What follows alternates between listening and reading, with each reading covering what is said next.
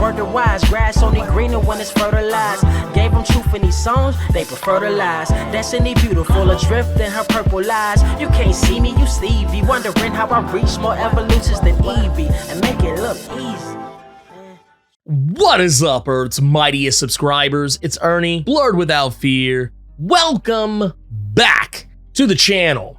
Alright, today's video, we are going to be talking about the Marvel Comics character, Moon Knight. That's right, we're going to be talking about the character that sometimes gets erroneously called Lunatic Batman, and I'm going to explain to you why that's not quite what he is. We're going to talk about this character, we're going to break him down, I'm going to teach you everything you need to know about this character to hold an intelligent conversation about them, and more right now. But first, if you want to see more awesome videos like this one, make sure you hit that subscribe button, and if you enjoy the video, I humbly ask that you Hulk smash that like button because it really helps the channel out. Now that that's out of the way, let's ponder the question, who is Moon Knight?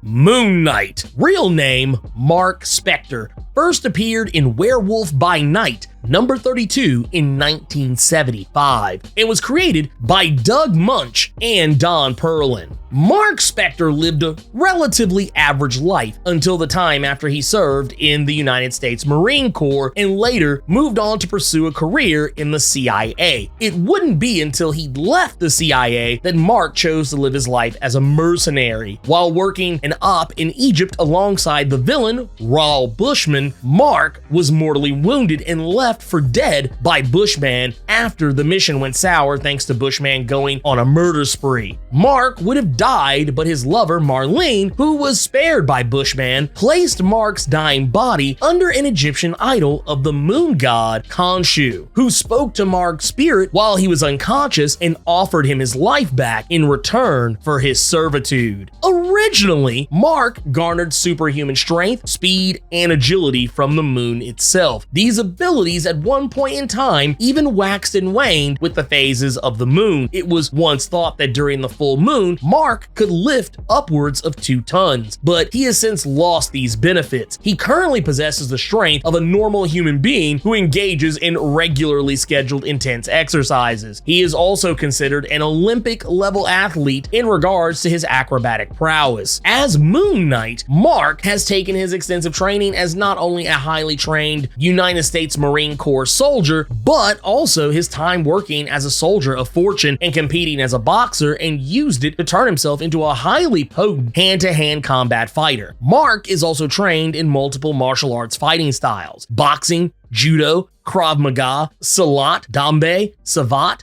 Eskrima, Karate, Muay Thai, and Kung Fu are just a handful of the arts that he is proficient in. His level of mastery has allowed him to go toe-to-toe with some of Marvel's premier hand-to-hand combatants. He has fought the likes of Taskmaster, Captain America, Black Panther, Deadpool, Bengal, Punisher, Daredevil, and Bullseye. Even Shang-Chi regards him as a talented martial artist. Moon Knight's costume was originally gifted to him by a shady group called the Committee. This was a silver suit tailor-made to help combat werewolves. It was also outfitted with Kevlar armor, but was later upgraded to adamantium. This would later be downgraded to carbonadium, which is almost as tough as adamantium, but far more flexible. The costume also possessed a 2-way radio system, flashlight, and gauntlet-mounted dart launchers. He would even eventually upgrade these dart launchers to crescent moon dart launchers, cutting lasers, and a grappling mechanism as well. His cloak would also help him glide on currents of wind, as well as help him drop from great heights slowly. Despite the rest of his costume being armored, the cape was not. Moon Knight is trained in the use of multiple different weapons techniques. His preferred weapon of choice tends to be in the form of various styles of clubs, whether they be truncheons, nightsticks, nunchucks, sectional staves, standard quarterstaves, and many other blunt edge weapons. His trademark adamantium truncheon often doubled as a nunchaku and even as a grappling hook. Aside from his trademark truncheon, he often wielded dual crescent launcher pistols that fired, you guessed it, crescent moon darts. Only these tended to have cable attachments that allowed him to use the darts as not only a grappling hook, but even as a tripwire or bola type weapon to bring down enemies.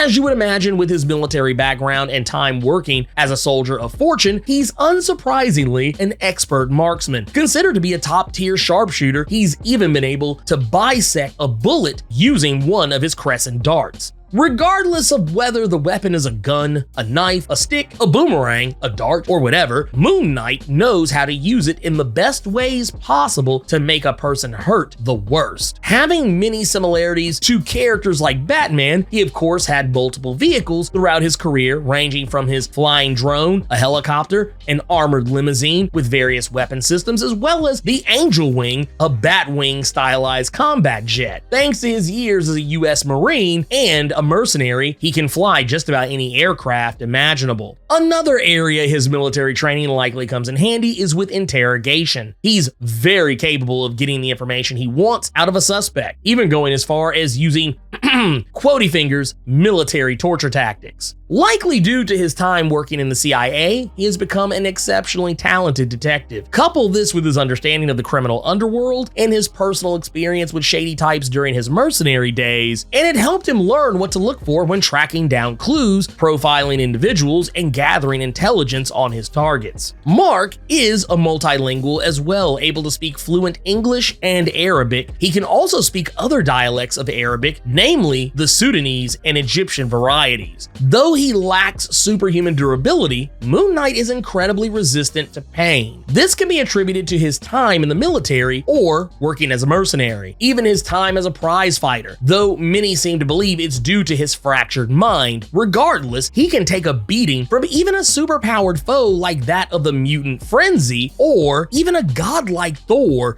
and still get back on his feet. Speaking of Marc's fractured mind, one of the hallmarks of Moon Knight is his lunacy and his dissociative identity disorder, or at least what was originally perceived as such. Initially, this was something that started during his childhood thanks to a retcon when he encountered a Nazi deserter who posed as a friend of the family but was secretly a serial killer of Jewish men and women who would then try to harm Marc. This led to the first of his personalities to manifest, Stephen Grant and Jake Lockley. His bouts with DID would later go away, only coming back after his near-death experience at the hands of Bushman. He would then develop the personality of Moon Knight himself. These would not be the last, as many are even more familiar with the more recent emergence of his personality known as Mr. Knight. Moon Knight's battle with dissociative identity disorder is often considered his one and only true weakness. This is also something Moon Knight is incredibly famous for, though in recent years it has been revealed that he doesn't actually have DID. His multiple personalities are the result of the meddling of Khonshu inside his mind, leaving all the multiple aspects of himself inside Marc's mind as separate personalities. That said, it all kind of comes back to whoever's writing Moon Knight at the time. Some tend to go with the more supernatural element, some tend to go with the more mental health element. As with Jed MacKay's current run on Moon Knight, he seems to be going with the latter and not the former. So at this point, who really knows? One good thing about his fractured mind, DID or not, is that it renders Moon Knight's mind incredibly resistant to telepathic attacks and possession. Moon Knight has often had to struggle with brutality and fighting back against his darker urges. Many times, Moon Knight has lost it and nearly killed his opponents, sometimes even maiming them. One particular case of this was Raul Bushman, whose face he ripped off. Though his persona is shrouded in mysticism and the moon god Khonshu, when he first appeared in Werewolf by Night number 32, Marc didn't derive his persona from Khonshu, but from the committee, who gave him the name Moon Knight as well as his costume and gadgets. This was all in an effort to hunt down the werewolf Jack Russell, but would ultimately backfire when Moon Knight decided to change sides and help Jack Russell bring down the committee instead. He would later reappear in his own series, Moon Knight number 1, in 1980, with a more familiar origin to what we're used to. One aspect of Moon Knight many tend to not realize about the character is that he is Jewish. Marc was born in the United States to a rabbi who escaped being captured by Nazis when Hitler invaded Czechoslovakia. Marc often used his Stephen Grant personality as the businessman and financier of his crime-fighting career, while using his Jake Lockley personality as a way to get to know New York, working as a cab driver and gathering information, contacts, and informants on the street level. Speaking of personalities, he has personalities representative of Spider-Man, Wolverine, Captain America, and Iron Man who exist in his head and oftentimes he hallucinates conversations with. Speaking of hallucinations, many of the times that Marc has spoken with the god Khonshu or seen him have been hallucinations up until recently. Moon Knight has been a member of the West Coast Avengers, the Midnight Suns, Steve Rogers' Secret Avengers, the Defenders, the Marvel Knights, the Heroes for Hire, as well as the Cult of Khonshu. Marc has a brother named Randall Spector, who at one point in time was thought to be dead, but later returned as the villain Shadow Knight, even going as far as trying to take Moon Knight's power and replace him as the champion of Khonshu. Moon Knight canonically has died twice. This does not include the times he has, quotey fingers, faked his own death. Another cool thing about Moon Knight, especially considering his connection to a deity, Moon Knight once helped Black Panther reestablish his connection to his own god, Bast, even helping him take down Nightmare, who was masquerading as Khonshu. Surprisingly, or maybe not, Marc has worked as a television producer late in his superhero career. He's even produced a television series called The Legend of Khonshu, an obvious homage to the real-life TV series The Legend of Kung Fu. The show would be based on his own past. Khonshu has on more than one occasion tried to take over Marc's body for himself so that he can exist on the material plane. At one point in time, Khonshu tried to turn Marc's personalities against him. This would ultimately backfire when Marc learned to embrace each of his personalities and accept them, thus giving him full control over them and allowing him to wield them against Khonshu and defeat him. Moon Knight has at varying points in his career wielded the powers of his peers. The most notable instances appeared in Jason Aaron's Avengers, Volume 8, number 33, where he was able to use his ability to manipulate moon rocks to allow him to wield Thor's mighty hammer, Mjolnir, despite being ridiculously unworthy. He was also capable of driving Robbie Reyes' Hell Charger and used the power of the Eye of Agamotto. This was all thanks to wielding the Divine Ox blessed by Khonshu that Moon Knight used to attempt to draw out the power of the original Avengers of 1 million BC and use their power to stop the oncoming threat of Mephisto, even gaining the Phoenix Force along the way. When it comes to media appearances, Moon Knight has not had a whole heap of a lot, but most of his appearances tended to be in video games more than anything else. He has appeared in the Ultimate Spider-Man vs. the Sinister Six animated series episode, The Moon Knight Before Christmas, where he's voiced by Diedrich Bader. We also know that he has appeared in the Avengers Assembled animated series where he's voiced by Gideon Emery, and he makes a cameo appearance in the episode Avengers World, as well as making his first full appearance in the episode Beyond. He also would later appear in the 2017 Spider-Man animated series episode Vengeance of Venom, where he's voiced by Peter Giles. And we also know that Moon Knight will be joining the Marvel Cinematic Universe, where he will be portrayed by Oscar Isaac in his own Disney Plus series, Moon Knight. And then after that, he has appeared in a ton of video games where he is an unlockable character in Marvel Ultimate Alliance, where he is voiced by Nolan North. He is an assist character in Spider-Man Web of Shadows, where he's voiced by Robin Atkin Downs. He also appears in Hawkeye's ending in Ultimate Marvel vs. Capcom 3, where he appears as a member of the West Coast Avengers. He is also in the Marvel Pinball video game as DLC for Pinball FX2, where he's voiced by Troy Baker. He's also an unlockable playable character in Marvel Avengers Alliance. Marvel Heroes, where he's once again voiced by Robin Atkin Downs, is also an unlockable character in Lego Marvel Superheroes, where he's voiced by Keith Silverstein. He also appears in Marvel Avengers Academy, voiced by Alan Adelberg. He also appears in Lego Marvel's Avengers, where he's once again portrayed by Keith Silverstein. He's an unlockable character in Lego Marvel Superheroes 2, Marvel Contest of Champions, and